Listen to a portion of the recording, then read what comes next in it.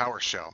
It's highly essential to be able to loop through stuff, and PowerShell is no different. Uh, PowerShell is like many scripting and programming languages. It has the capabilities for looping. You just have to understand the syntax.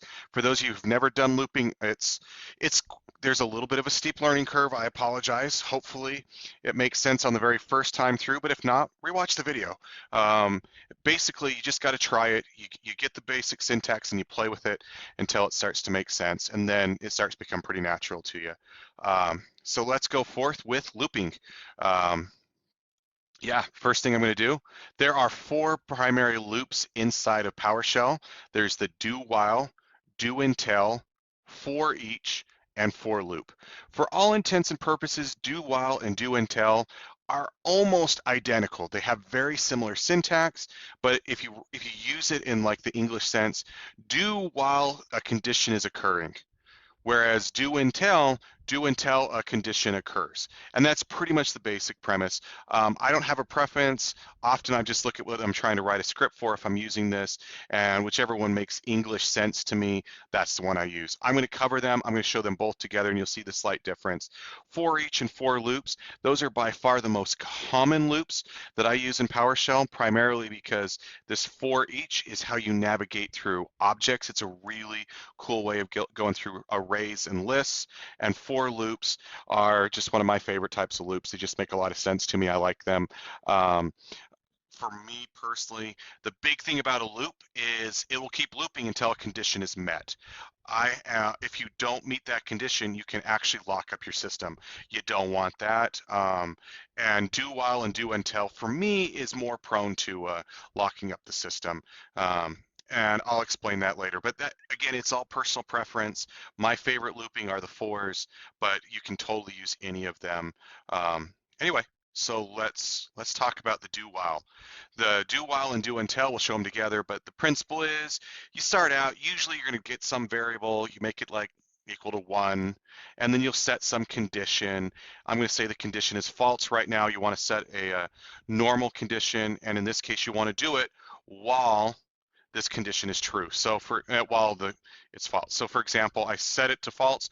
I want you to keep looping until, and so we're going to skip all this. We got the do, we got the little squiggly bracket saying, hey, go do stuff in there, and you're going to do it while my var equals false. So as long as this is false, it's going to keep going.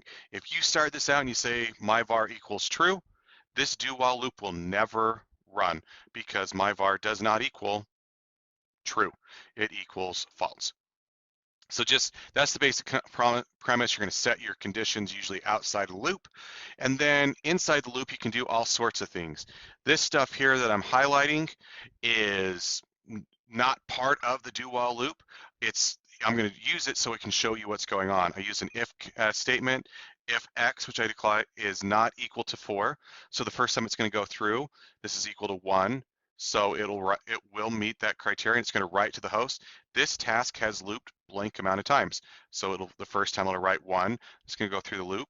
It's going to say 2, then 3, and then if x is not equal to 4, so when it becomes 4, it's not going to write that.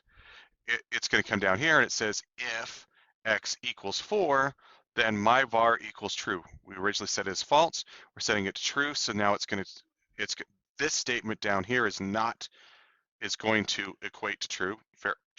False equals false, so it'll exit the loop. And that's the basic premise. But the most important thing to make this thing work is this x++.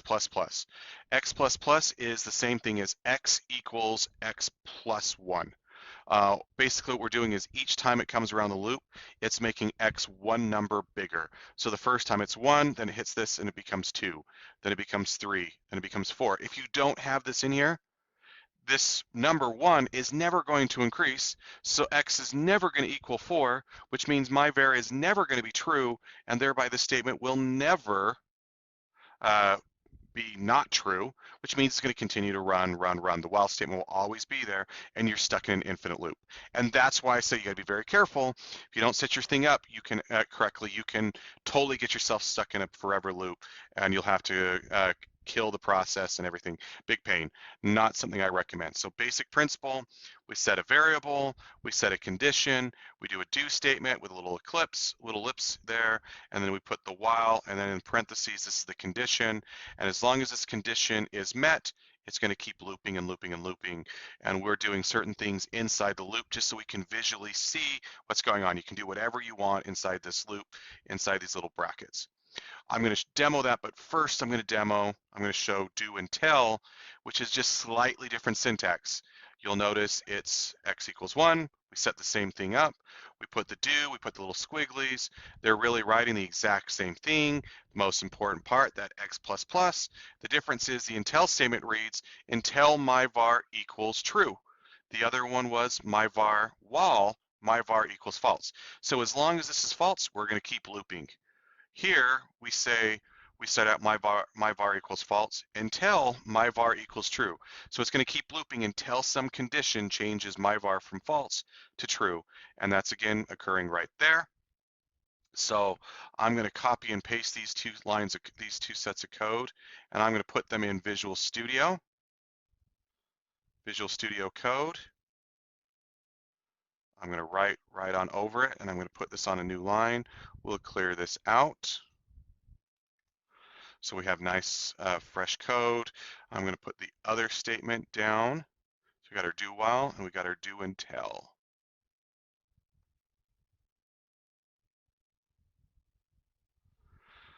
Move this down so we can see both loops at the exact same time. And so you'll basically see the thing is 13 lines, basically 13 lines. The only real difference, the code is identical.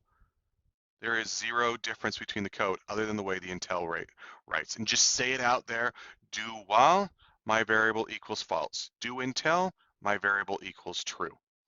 And so if I run this, I'm going to remove this one here so we just see it running. And what we see is written to the console, this task is looped one time. Why? When it's not equal to 4, it writes this task is looped X amount of times. Loop 2 times, loop 3 times. When X is equal to 4, it writes successfully executed the script, and my var becomes true, which makes this condition not true, and it exits the loop. We clear this out. I'm going to paste the other one in, and we're going to see that it does the exact same thing. Task is looped one time, loop 2 times, loop 3 times, successfully execute the script 4 times, and it jumps out.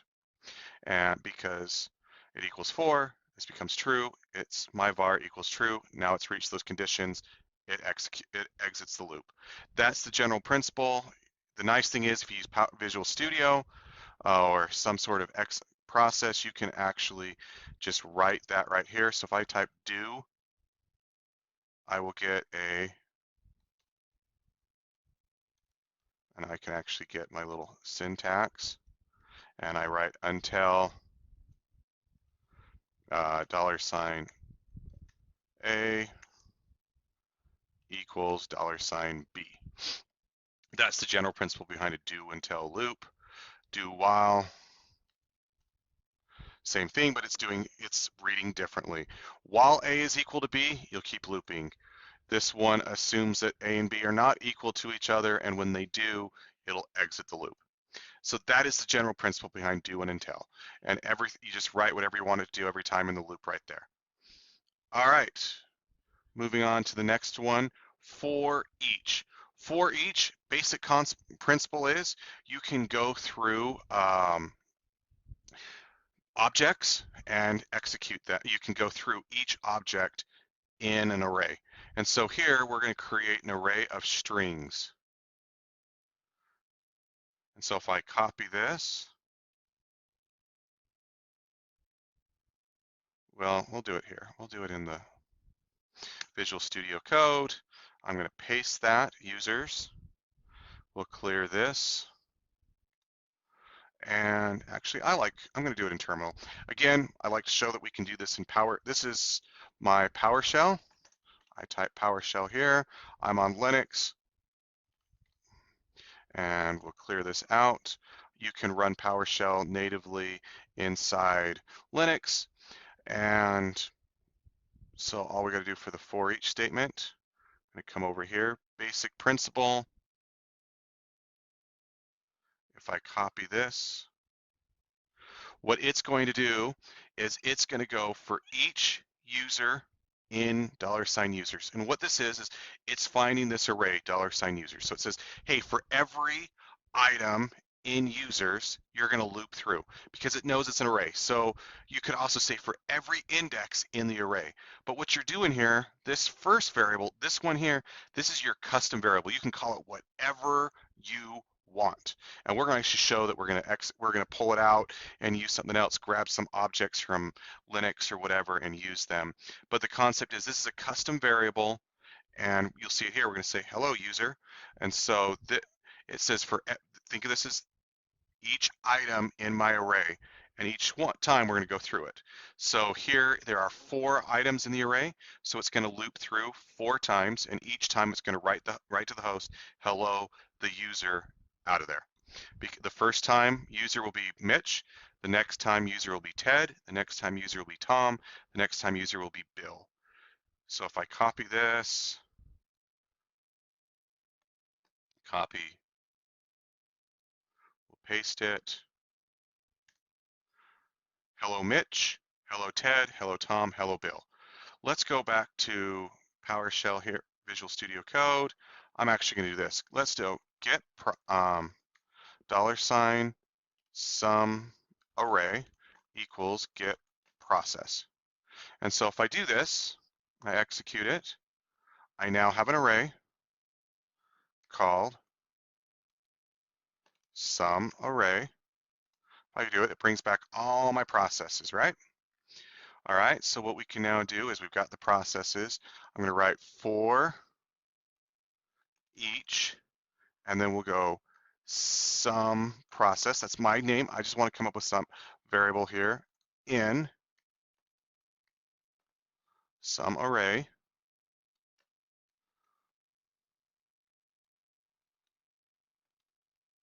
We're going to write host some process dot name. And so it's going to loop through. Some process has now become an object of the type process. And I can now, because it's an object, I can use all of its capabilities, its properties, etc. And so this is going to write host some process dot name.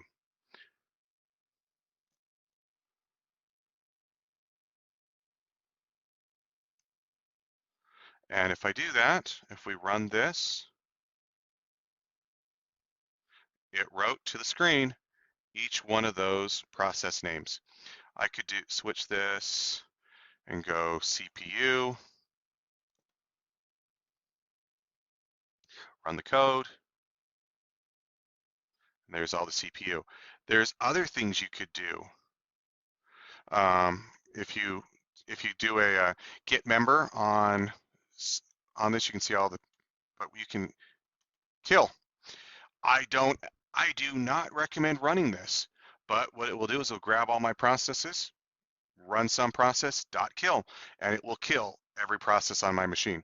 And it will actually kill them all until PowerShell is dead or the system crashes, whichever one happens first. Not a highly, there's reasons to go kill things like in a loop, but not if you're gonna go grab every process. There better be a little more focus on what you're trying to do. Anyway, that's the for each loop. Really neat little loop there. And then the last loop is the for loop. And the for loop, the principle is you have 3 settings. The first one, you declare a variable. Like here, I'm just going to use X, and I'm going to say it's going to start at 1. You can start wherever you want. I like to count. This is basically a counter, and you're basically saying, I'm going to give a variable. I'm going to say do this while this variable is less than some number you choose, and then increment by usually 1. You can do it however you want. Maybe you want to increment by 3. Maybe you want to increment by 19. I don't know why you do it. Keep it simple, but this X can be anything. You could do plus equals 19, as I was saying.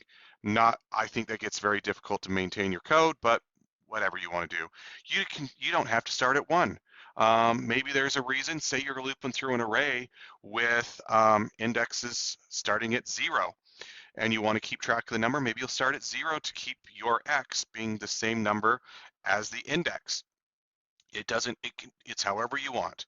I usually do 1, but you can do whatever you want. Then you set your value, less than 5, and then you just do your concept right there. And so in this situation, write host, hello world, loop attempt number. And so the first time it goes through, it's going to write x is 1. It's then going to increment itself 1 time, and it'll go through. X will be 2, 3, 4, and then the next time it comes through, x is not less than 5, and so it'll exit. And so let's just see that in action.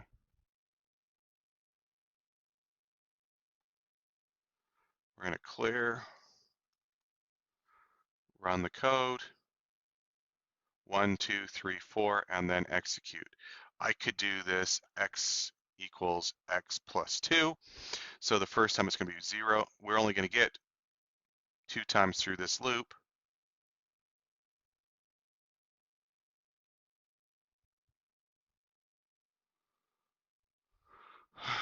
It helps if you make it a $x. And now it's going to go through 1 and 3, and the next time it's 5, it's going to exit. You could do things such as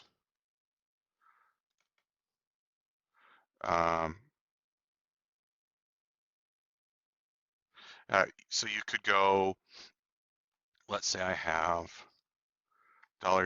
$some process equals get process. I could write host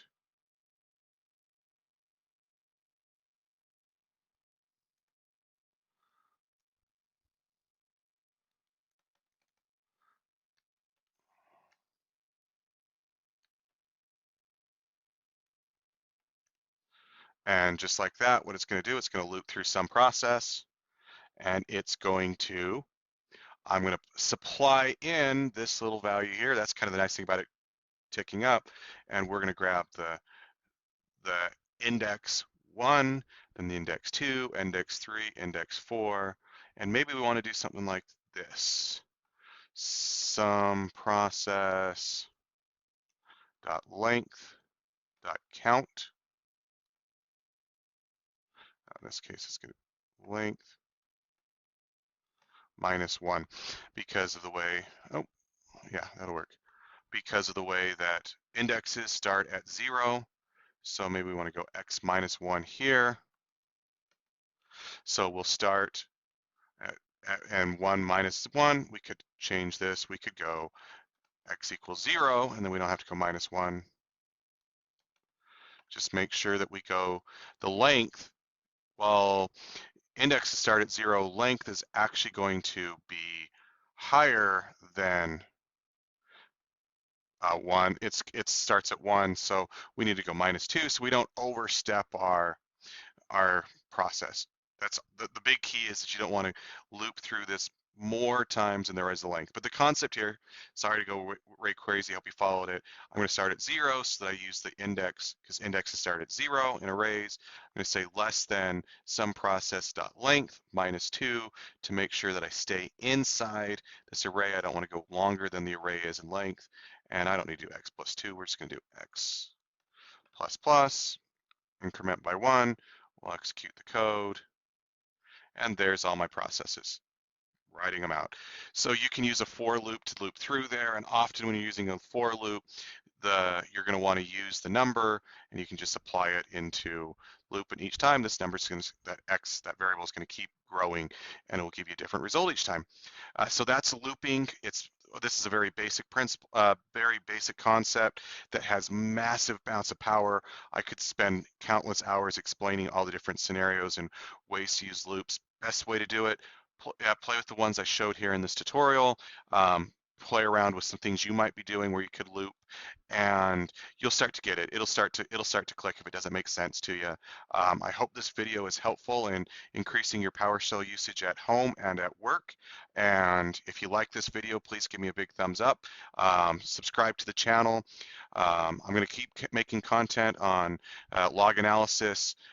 It's a passion of mine. PowerShell is a great tool for home network security and other things. So I'm going to continue making these videos.